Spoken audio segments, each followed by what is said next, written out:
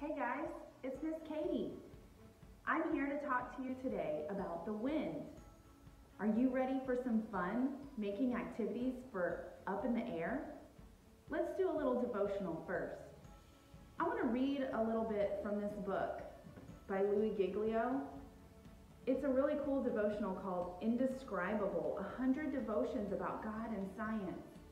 And when I was reading one of these devotions, it talked about how the wind moves. We don't make it move. Who makes it move? Right.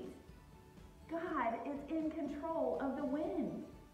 And sometimes a storm blows through and we get really strong winds. Or sometimes there's just a little breeze, right? But we can't hear it and we can't see it. We just know it's there. There's even a place in Antarctica where the average wind speed is 40 miles per hour all year long. We get 40-mile-an-hour winds, when we're in the middle of a tropical depression or a hurricane or something. They get 40-mile-an-hour winds all the time. That's crazy. Well, I want to read just the last paragraph to you from this devotion about wind. Listen to what Louis Giglio says. People can be like the wind sometimes. They change their direction, what they say, and how they act, depending on what's happening around them or who's standing nearby. Do you do that sometimes? Or do you have a friend that does that sometimes? Do you say whatever people want to hear or change the way you act, even doing something you know is wrong just to fit in? Maybe you weren't nice to somebody at school because everybody else was not being nice to that person. Don't do that. God doesn't want you to change direction like the wind. Instead, stand strong in what you believe. Stand up for what is right and stand up for God. People may laugh or make fun or even worse, but remember that when God is on your side, no one can be against you. You can read about that in Romans 8:31. Let's thank God for that today. Bow your head with me. Let's pray. Dear God, thank you so much that we can stand strong in you. Thank you that you have provided a firm foundation for us. That when we see something wrong, we can stand up for what is right. God, I pray that you would keep us strong, and even if we make a mistake sometimes, that we would remember your forgiveness through your Son, Jesus Christ. Thank you for your grace and your love. Amen.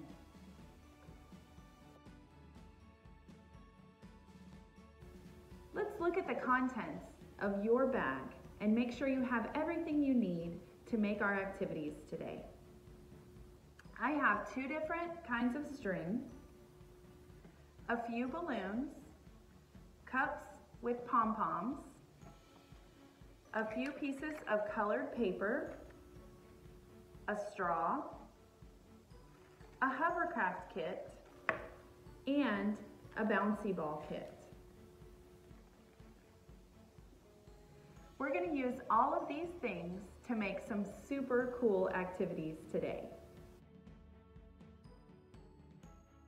To create your hovercraft, you're simply going to remove the instructions from your bag, remove the contents for making your hovercraft,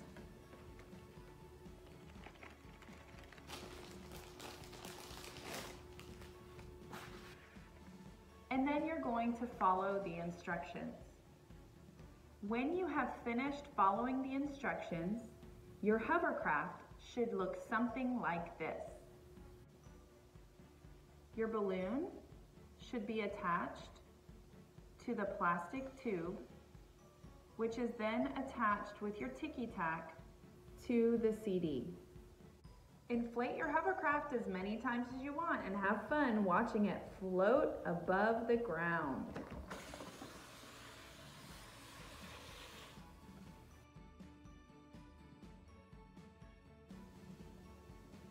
To make a 1-page kite, you need a piece of paper, some string, I also have some extra supplies that I wanted to bring along to make it easier. I have scissors, Scotch tape.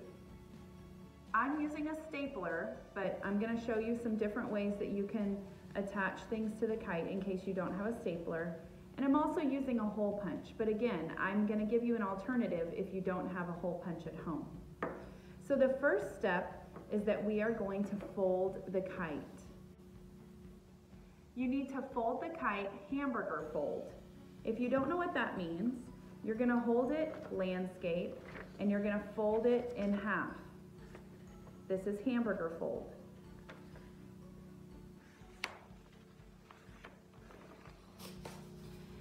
Then you're going to pull back on one of the corners and line the corner up about 1.5 to 2 inches down on your paper. See how the spine, I lined up my corner about 1 to 2 inches down. I'm going to do the same on the other side without letting go of this side. I'm going to fold the other side down so that it matches, and I have two sides that are the same. This is going to help with airflow when we're flying our kite. Now, I'm going to use a stapler to staple this. If you don't have a stapler at home, you can use tape or you can use glue. Put a small drop, let it dry, and then you can move on to your next step. I'm going to use a stapler. So I'm going to put 2 staples in just to make sure it's nice and tight.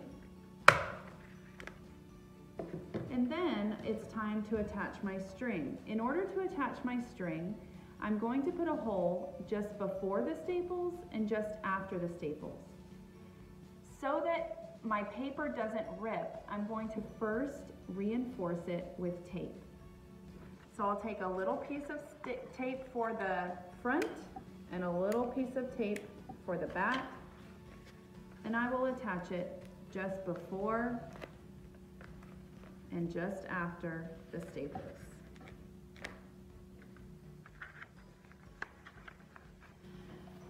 I'm going to hole punch. If you don't have a hole punch at home, then you can use a pair of scissors to poke a hole through. If you are using scissors, please get an adult's help so that you don't hurt yourself. I'm going to poke a hole through the tape in the front of the staples and through the tape at the back of the staples. I'm now ready to attach my string. I have red and white string in my kit.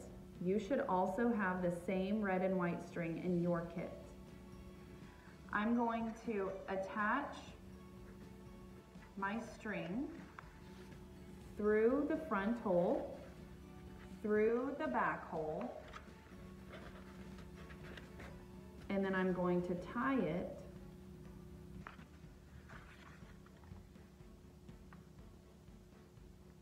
right here. So you have a little triangle of string attached to your longer string that's going to help you fly the kite. Tie a knot to keep it secure.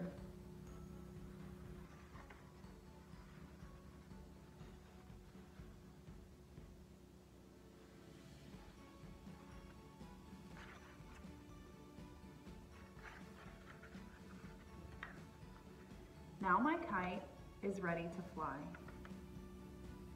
Another option is that you could take your kite and attach a tail. Here's another kite that Miss Jill made.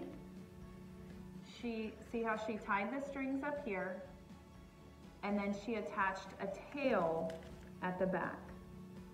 If you would like to make a tail, I'm going to show you how you can cut the paper. Make a tail. You can cut a strip of paper, fold it in half, and at the folded end, you're going to use your scissors to cut strips.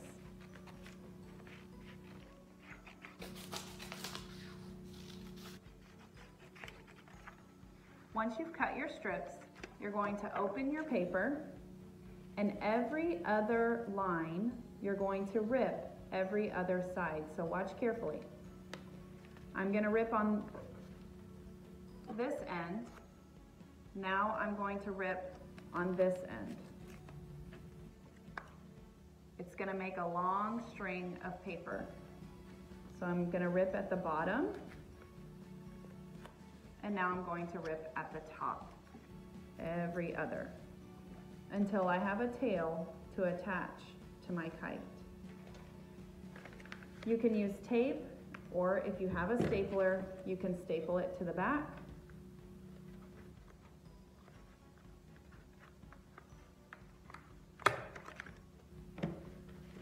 And now your kite is ready to fly.